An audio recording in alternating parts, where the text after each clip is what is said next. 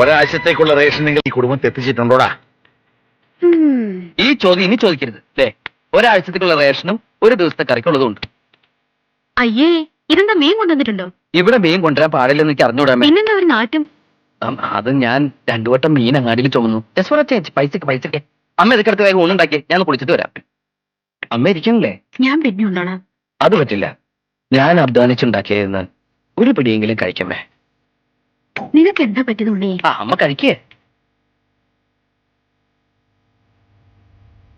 അമ്മേ, എന്റെ പ്രകടന പത്രികയില് ഞാൻ അമ്മയ്ക്ക് കുറെ വാഗ്ദാനങ്ങൾ തന്നിട്ടുണ്ട്.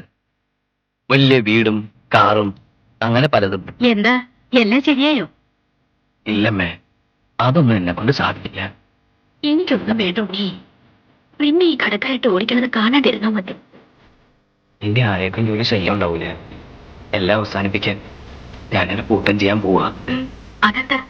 ഓക്കെ, കഴിയുമ്പോ അറിഞ്ഞാ മതി. അറിയുമ്പോ അമ്മയ്ക്ക് ഒരുപാട് വിഷമമുണ്ടാവും. എന്നെ ശപിക്കരുത്. അച്ഛന്റെ ദേഷ്യമൊക്കെ മാറുമ്പോ അച്ഛനോട് അമ്മ പറയണം, ഈ ഉണ്ണി പാവായിരുന്നു, പറഞ്ഞോണ്ട് ഒരു തെറ്റും ചെയ്തിട്ടില്ല.